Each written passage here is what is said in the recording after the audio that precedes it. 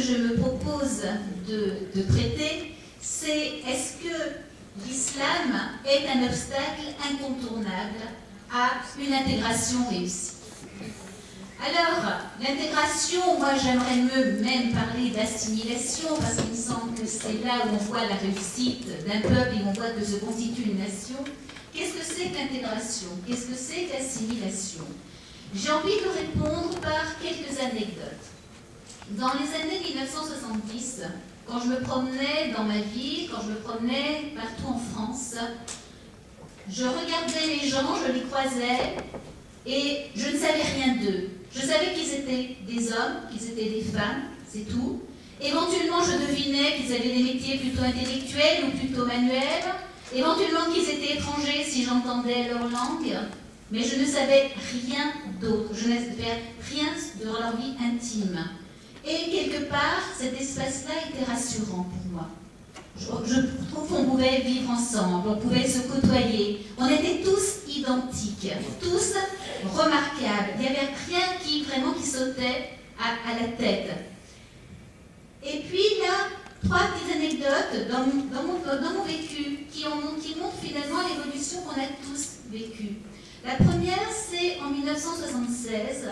Je suis sur le campus avec mon premier mari. Et 2 gars arrivent et le bousculent, l'agressent en le traitant de sale juif. Alors, il n'est pas juif du tout, peu importe, il semble qu'il ait eu une tête qui est faite, etc. Et là, pour moi, c'est d'un seul coup une espèce d'atterrissage. Qu'est-ce qui se passe? On est où? Comment se fait-il que des gens puissent en agresser un autre au motif qu'ils le considèrent comme d'une certaine religion, d'une certaine ethnie, d'une certaine origine? Il y a quelque chose qui ne va pas. Et là, c'est très démobilisant. La deuxième anecdote, c'est bien sûr 1989, l'affaire du voile à Creil. Des fillettes qui sont voilées, qui veulent être voilées, dont les parents veulent qu'elles soient voilées. Et pour moi, c'est un cataclysme. C'est-à-dire que j'ai l'impression qu'il y a des gens qui revendiquent une étoile jaune, qui revendiquent un marquage particulier, qui disent « nous sommes différents, nous voulons que vous voyiez notre différence et nous voulons marquer notre différence ». Et là, c'est déjà un sacré coup de pied dans l'intégration, dans le vivre ensemble, dans le fait de pouvoir être ensemble dans l'espace public. Le troisième élément, c'est 1990. Je fais la connaissance d'une Algérienne qui vient faire son doctorat de physique en France, qui va devenir ma meilleure amie. Et elle me raconte des choses épouvantables. Elle me parle du fils, elle me parle de sa patrie. Alors elle vient d'une famille algérienne d'intellectuels où les garçons sont invités à étendre le linge, à faire la cuisine comme la fille, et où on se bat contre les islamistes au pouvoir. Et elle me raconte, je la vois se décomposer au fil des mois parce que son père est un journaliste anti-islamiste qui est obligé de changer de lieu toutes les nuits parce qu'il est condamné à mort. Et il va fuir, il va gagner la France. Et là, je me dis, on est en 1990, il y a 20 ans, j'avais 15 ans, je rêvais, je me disais, quelle chance j'ai d'être née en France en 1955. C'est plus jamais on vivra l'obscurantisme, plus jamais on vivra les distinctions. Et là, c'est le monde qui s'écroule. Parce que je sens que tout ce qui se passe ailleurs va arriver en France et que l'islam commence à être un facteur clivant qui empêche de vivre ensemble et qui fait peur. Alors, le pays de Voltaire, je le sens en danger et je me pose la question déjà de la visibilité de l'islam. On n'en est encore pas au Belphégor qu'on va voir arriver pratiquement d'Afghanistan quelques années plus tard. Mais quand même, on commence à revoir, il y a un poids, il y a quelque chose. Or, l'islam est apporté par une immigration incontrôlée. L'islam, qu'est-ce que c'est? Est-ce que c'est un alien? Est-ce que c'est un élément étranger? Qu'est-ce que c'est? Est-ce qu'il faut l'empêcher d'entrer dans l'espace commun? Est-ce que l'islam est compatible avec la communauté française? Je crois que pour se répondre à ces questions, il faut d'abord se rappeler l'histoire de l'islam dans la France et dans le monde entre les années 1950 et 1976. J'ai choisi 1976 comme une date charnière parce que c'est la date du regroupement familial qui change tout. Et puis, ce que l'islam devient ensuite, entre 1976 et nos jours, avec le temps fort, bien sûr, du 11 septembre 2001. Et puis, je terminerai avec une petite évocation, finalement, des fondations de l'histoire de l'islam et de ses textes fondateurs, pour pouvoir répondre à la question, l'islam est-il non seulement un obstacle à l'intégration, mais l'islam est-il compatible avec nos valeurs, notre culture et notre civilisation? Alors je commencerai par la France. L'islam en France, entre 1950 et 1976, mais écoutez, ça se passe bien. Il n'y a pas de problème. On a des travailleurs musulmans qui sont là, tranquilles. On ne repère pas dans la rue. Ils sont habillés comme vous et moi. Ils viennent là pour travailler. Ils ne portent pas de camis, ils ne portent pas de djellaba. Ils ont un petit accent, ils sont un peu plus basanés que les autres, mais il n'y a pas de problème. Vous les invitez à manger, à boire. De temps en temps, ils vont refuser le porc, ils vont refuser l'alcool sans faire vraiment de gros discours, simplement non merci. Ils ne parlent pas de halal, personne n'en parle. Et pourtant, on n'a pas le sentiment qu'il y a un danger, même s'ils viennent d'ailleurs, ils ne posent pas de problème. Pourquoi? C'est qu'à l'époque, ils étaient de passage, dans leur tête et dans la réalité. Ils avaient un CDD, ils venaient là 1 an, 2 ans. Ensuite, ils allaient être remplacés par leurs frères, leurs cousins. Ils allaient retourner pour retrouver leur famille. Donc, la culture française, ce n'était pas leur problème, mais aussi, il faut penser plus loin, c'était des gens qui venaient de pays qui avaient été colonisés. Et donc, ils avaient baigné dans la culture française. Et ils arrivaient en France, même si, par exemple, pour les Algériens, le fils leur disait qu'il fallait haïr ce pays, etc., ils étaient quand même chez eux. Ils avaient vécu, ils avaient grandi dans cette culture qui était la leur. Ils n'avaient pas envie de la remettre en question. Et ils n'avaient pas besoin non plus de la remettre en question. D'ailleurs, les jeunes élites de leur pays, à l'époque, les intéressaient plus à la politique qu'à la religion.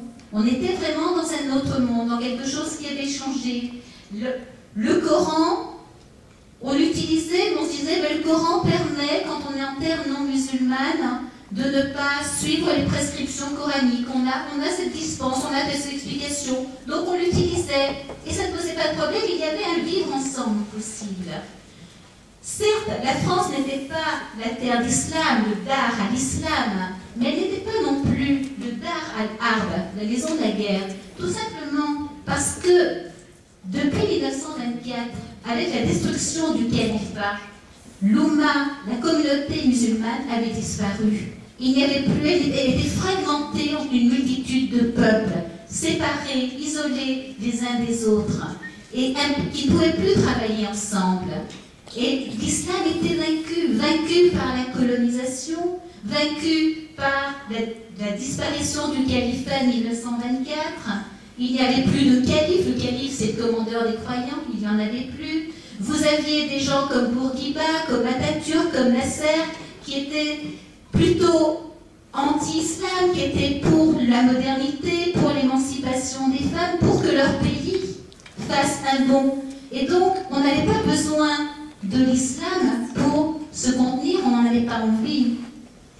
Et donc, pour les musulmans, la France, c'était un pays, finalement, qui était supérieur, qui était fort, qui était grand. Or, dans l'islam, on admire le fort, même s'il vous a vaincu, et on méprise le faible. Et parce que la France était forte et savait imposer ses lois, imposer ce qu'elle était, elle n'était pas remise en doute et il n'y avait pas de place pour l'islam, même s'il y avait des citoyens qui avaient la confession musulmane. Et ça change tout. Alors, bien sûr, quid de l'intégration? Est-ce qu'on peut parler d'intégration dans ces années-là? Non, pas vraiment, puisque les gens étaient des gens qui étaient de passage, qui ne voulaient pas devenir français. Mais on peut se dire que le mode de vie d'alors aurait été un mode d'emploi extraordinaire pour aller vers une intégration si on avait dû le faire. S'il n'y avait pas eu des tas de choses, des tas de gens qui aient voulu perturber les choses, on aurait pu peut-être créer ce fameux islam de France impossible, dont on rêve, etc. Hein. À l'époque, ça aurait peut-être été possible parce que l'islam était vaincu partout, dans les pays musulmans comme dans les pays européens. Et donc on pouvait en faire ce qu'on voulait. On aurait pu faire évoluer les choses. Alors là où ça se gâte, bien sûr, c'est 1976, quand Giscard invente le regroupement familial. Alors le prétexte, bien sûr, il est tout trouvé, c'est l'humanisme. Les pauvres gens qui vivent tout seuls sans leur famille, ça n'est pas bien, etc. Tout ça pour cacher, bien sûr, la société multiculturelle dont il est déjà question à l'époque, on le sait. Tout ça pour cacher qu'on a envie effectivement de pouvoir aller vers une mondialisation qui fasse exploser les nations, qui fasse exploser les identités nationales et faire disparaître justement ce qui est un obstacle à la marchandisation du monde. On sait aussi que tout ça, ça se passe après le premier chèque pétrolier, quand l'OPEP négocie avec l'Union européenne qu'en échange d'un pétrole pas trop cher pour éviter une nouvelle crise, l'Union européenne s'engage à faire entrer la civilisation arabo-musulmane en France, dans les écoles, à aider la construction d'instituts du monde arabe. C'est de là que datent les programmes sur l'islam dans nos programmes scolaires, entre autres. C'est là aussi qu'on voit le début finalement de la catastrophe annoncée. Ça correspond aussi, ça n'est pas un hasard, à janvier 1973, quand on n'a plus le droit de battre monnaie et quand on est obligé d'emprunter auprès des marchés pour devenir dépendant, pour s'endetter et pour être plus vulnérable. À ce moment-là, il y a aussi le chômage et la crise économique. Bingo, c'est le moment où on fait entrer le maximum de gens. C'est-à-dire qu'on a des discours sur on va arrêter de faire venir des travailleurs parce qu'il y a du chômage, mais on fait entrer, au titre du regroupement familial, encore bien plus de monde. C'est-à-dire qu'il y a vraiment une volonté européenne et de nos élites de finalement changer notre civilisation, remplacer notre peuple. Évidemment, ce qui devait arriver arriva. Là où il y avait CDD, quand les gens arrivaient à l'idée de partir, on leur dit maintenant c'est un CDI, vous venez avec armes et bagages, femmes et enfants, et puis vous allez avoir tous les droits, la même protection sociale que les Français, vous avez tous les droits. On leur donne tous les droits et on ne leur demande aucun devoir. Alors quand la situation internationale se crispe, il y a forcément des conséquences sur ce qui se passe en France. La situation internationale, c'est que l'islam devient un marqueur d'identité contre le monde occidental. Vous avez bien sûr le problème palestinien, vous avez les attentats terroristes, rue des Rosiers, le Septembre Noir, la guerre sur notre sol pour obtenir la libération de terroristes arabes. Mais arabes et musulmans, c'est-à-dire que l'islam devient un enjeu de guerre. Et donc, vous avez Khomeini, bien sûr, et avec le développement d'un islam qui devient une espèce de référence, on peut réinstaller des théocraties musulmanes, ça fait envie. Les frères musulmans qui ont été créés en 1928 en Égypte, avec l'idée de revenir au califat, de recréer un califat, mais aussi de se battre contre l'Occident et d'imposer l'islam des origines, c'est-à-dire l'islam normal, l'islam, et donc l'islam le plus intégriste, le plus fondamentaliste. Excusez-moi, j'ai perdu le fil. Vous avez la création du Hamas, vous avez le Hezbollah, donc tout ça, ça crée des tensions sur l'islam, ça met l'islam en valeur et ça fait de l'islam quelque chose qui va donner finalement le là. Et tout le monde va tourner autour de l'islam. 'islam. Vous avez donc, une réaction en France. Or, la réaction, ça n'est pas de protéger les Français, de protéger les libertés d'expression, c'est de protéger l'islam. La loi Plébène, en 1972. En 1984, on crée SOS Racisme. 1990, c'est la loi Guesso. C'est-à-dire que nos élites foncent à plein pour que l'islam des origines fondamentalistes qui est en train de se développer partout dans le monde se développe aussi en France et qu'on ne puisse pas y toucher. Et pour qu'on n'oblige pas ces adeptes à s'intégrer, à vivre comme des Français. Au contraire. Au contraire d'ailleurs, vous avez tous les discours des bobos de l'époque sur le droit à la culture d'origine, sur le droit au respect des traditions, sur le droit à être ce que l'on est et à pouvoir vivre effectivement comme dans le pays d'origine. Et donc on supporte tout cela et du coup ce qui se passe c'est que les musulmans qui auraient pu avoir envie de vivre à la française se trouvent finalement presque obligés de revenir aux fondamentaux de l'islam et de refuser une intégration pour, un, être digne du regard de nos bobos, deux, être digne de leurs mentors islamistes, de leurs imams qui arrivent et qui leur disent « Attends, attention, là, regarde, est-ce que tu as vu que ton fils mange du jambon? C'est pas possible, etc. On t'a pas vu la mosquée vendredi dernier ?» Et là, vous avez un poids terrible qui est en train de se développer dans toute la société française. Alors, à partir, bien sûr, du 11 septembre 2001, ça va être encore pire. Et là, vous avez vraiment un choc de civilisation, la guerre qui est déclarée. Alors, les attentats de Madrid, de Londres, etc. Les frères musulmans, le printemps arabe, on le voit partout, effectivement. Le wahhabisme qui est en train de l'emporter sur le schisme. Et donc, c'est l'islam le plus intégriste qui est finalement imposé à nos musulmans, qu'ils le veuillent ou pas. Et on leur demande de faire vivre l'islam. On leur demande justement, si je reviens à mes exemples du début, on leur demande que l'islam soit visible. Les voiles se multiplient. Alors il semble bien quand même, parce qu'on a pas mal de témoignages, et ça en fait trop pour ce soir un wax, que beaucoup de femmes voilées soient payées par l'Arabie Saoudite pour porter le voile. On a des témoignages dans le sud de la France, on a des témoignages au Liban, il y en a trop pour que ce soit un hasard. Donc on ne va pas me dire que c'est un précepte religieux. C'est bien qu'il y a une volonté de conquête, il y a une volonté derrière. Et de refus d'intégration, forcément, ça va ensemble.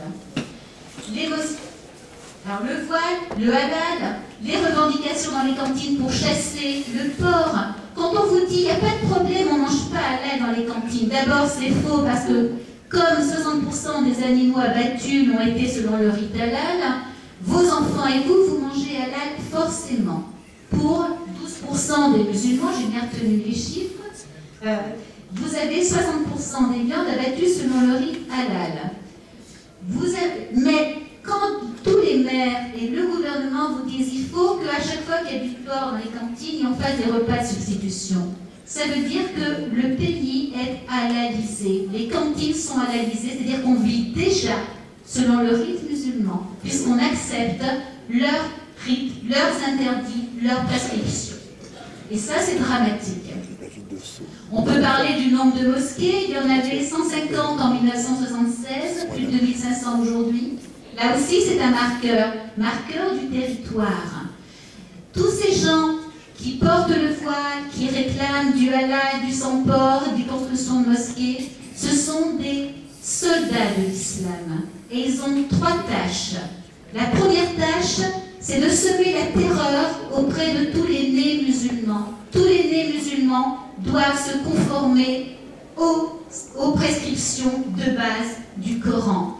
Aller à la mosquée, voiler leurs femmes, manger halal, etc., etc. Mais la terreur, c'est aussi la terreur sur les non-musulmans. Des émeutes quand on arrête une emburquinée, des émeutes quand on arrête un délinquant, des émeutes quand il y a du porc à la cantine, etc. Et quand il y a des menaces de mort contre Rebecca, quand on dynamite, quand il y a Charlie Hebdo qui est pris au tribunal, Même les musulmans qu'on appelle modérés ne disent rien, ils se taisent, ils laissent faire. Et ça, c'est bien ce qui montre que l'intégration n'est pas possible quand il est question d'islam. Et puis le troisième travail de ces soldats de l'islam, c'est d'occuper l'espace public. Et ils y réussissent merveilleusement bien avec nos dhimmis. Je rappellerai pour la petite histoire qu'une Brigitte Bardot ose fricoter avec Fils de France et l'UOIF, qui sont nos pires ennemis, les pires ennemis de la famille française. Je rappellerai que vous avez des gens comme Chalgoumi, l'imam Chalgoumi, le Béchik de Fils de France, qui sont invités sur les plateaux de télé, qui sont invités par Dupont-Aignan, qui sont invités à un colloque du FM. On marche sur la tête totalement. Et là, ces gens-là...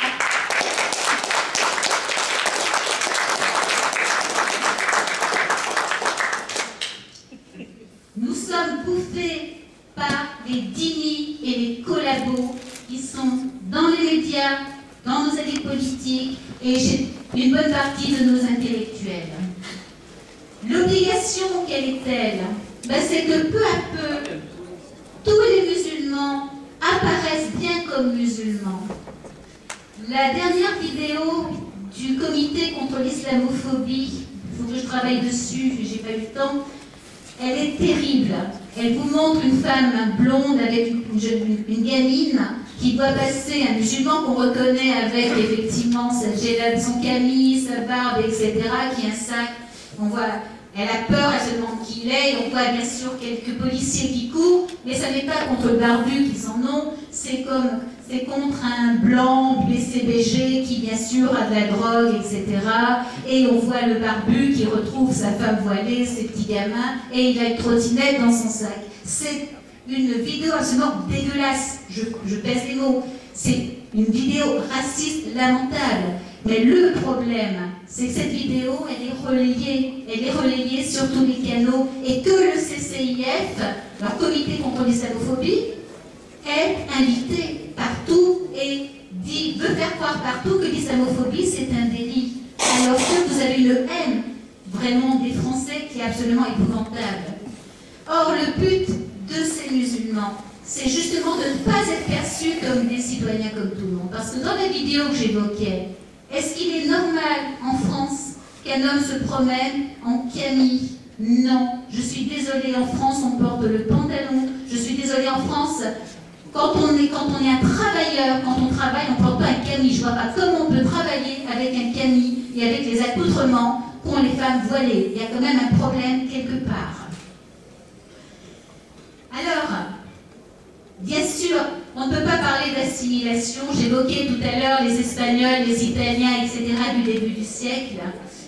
Ça n'est pas possible, tout simplement parce qu'il n'y a qu'un seul islam. Il y a eu une parenthèse que j'évoquais au cours du XXe siècle parce que l'islam était en position vaincue. Mais chassé naturel, il revient au galop. L'islam, des origines, il impose. L'islam, ça veut dire soumission. Il impose aux siens et aux autres d'être musulmans avant tout et d'être seulement des musulmans. Parce que, en fait, ce qu'ils sont en train de faire, si vous regardez ce qui se passe autour de nous, ils sont en train de nous habituer à vivre en terre d'islam. Ils sont en train de nous musulmaniser. Et ça, c'est vraiment un danger terrible qui nous menace. Alors, l'islam est complètement opposé à notre conception de l'être humain, de l'histoire, de la liberté, tout simplement, il est contraire à nos origines. Et l'islam ne permet pas, donc, ni l'intégration, ni l'assimilation. Alors, je vais vous lire quelques extraits, quelques hadiths du Coran, simplement. Les hommes ont autorité sur les femmes à cause des préférences de Dieu et à cause des défenses des hommes. Ça, c'est pas bon pour l'égalité homme-femme, qui nous est chère, enfin, je l'espère. Prophète. Je sens que je vais me fâcher. Prophète incite les croyants à combattre. Si 20 de vous sont endurants, ils seront vainqueurs de 200, et 100 seront vainqueurs de 1000 incroyants, qui sont des gens qui ne comprennent rien. et blanc pour l'égalité entre citoyens. Quand on est musulman, on est supérieur aux autres, on est meilleur que les autres. Extrait aussi de la Déclaration des droits de l'homme en islam, adoptée au Caire en 1990 par les 57 pays musulmans qui constituent l'Organisation de la coopération islamique. La femme est l'égale de l'homme, au plan de la dignité humaine. Pas exagéré. Article 22. Tout homme a le droit d'exposer librement son opinion, pourvu qu'elle ne soit pas en contradiction avec les principes de la charia. Élémentaire. Ce sont donc 4 passages qui sont importants. Je vous ai cité ces 4-là, j'aurais pu en apporter des centaines. Simplement pour dire qu'il n'y a pas possibilité de compatibilité avec notre civilisation. Pour terminer, je citerai d'abord un extrait de La force de la raison d'Oriana Fallaci, qui résume en quelques lignes la visée expansionniste de l'islam, et aussi quelques lignes de René Marchand dans son dernier livre Reconquista ou mort de l'Europe. Alors, quelques lignes d'Oriana Fallaci. Dans chacune de nos villes, il y a une seconde ville. Une ville superposée et semblable à celle que, dans les années 70, les Palestiniens créèrent à Beyrouth, établissant un État dans l'État, un gouvernement dans le gouvernement, une ville musulmane, une ville gouvernée par le Coran, une étape de l'expansionnisme islamique. Cet expansionnisme sur lequel personne n'a jamais réussi à prendre le dessus. Personne. Car l'unique art où les fils d'Allah ont toujours excellé, c'est l'art d'envahir, conquérir, soumettre. La proie qui leur a toujours inspiré la plus forte convoitise, c'est l'Europe, le monde chrétien. Et si l'on jetait un coup d'œil à l'histoire que certains musulmans voudraient contrôler, c'est-à-dire effacer, en 635, 3 ans après la mort de Mahomet, les armées du croissant envahirent la chrétienne Syrie et la chrétienne Palestine. En 638, elles prirent Jérusalem et le Saint-Sépulcre. En 640, une fois conquises, la Perse, l'Arménie, la Mésopotamie, l'actuel Irak, elles envahirent la chrétienne Égypte et débordèrent sur le chrétien Maghreb, en Tunisie, en Algérie et au Maroc. En 668, elles attaquèrent Constantinople pour la première fois, lui imposant un siège de 5 ans. En 711, après avoir traversé le détroit Gibraltar, elles débarquèrent dans la très catholique péninsule ibérique, s'emparèrent du Portugal, de l'Espagne, où malgré les péages, les sites Campeador et les divers souverains engagés dans la Reconquista, elles restèrent pendant 8 bons siècles. Celui qui croit au mythe de la cohabitation pacifique, qui, selon les collaborateurs, caractérisait les rapports entre les conquis et les conquérants, ferait bien de relire l'histoire des couvents et des monastères brûlés, des églises profanées, des religieuses violées, des femmes chrétiennes ou juives enlevées pour être enfermées dans les harems. Voici maintenant quelques lignes de René Marchand. Essayons-nous un bref inventaire des articles de foi d'un musulman à quelques variétés qui lui appartiennent. Allah est unique, uniquement.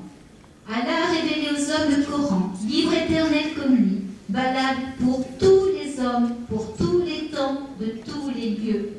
Depuis le 9e siècle, mettre en doute l'éternité du Coran est commettre le crime péché d'apostasie punissable de la mort. Il n'a créé qu'une humanité, et pour cette humanité, une seule religion-loi, qui est l'islam. La source de la loi est divine, aucune loi d'origine humaine ne peut lui être opposée. La finalité de la loi est de conduire l'humanité tout entière à se conformer à la volonté d'Allah. La loi stipule des sanctions pour ceux qui la transgressent, lesquels seront également punis après la mort. La loi recouvre tous les aspects de la vie humaine, y compris les mœurs, les coutumes, les manières de se vêtir, de manger, forniquer, déféquer. La liberté intellectuelle n'existe pas.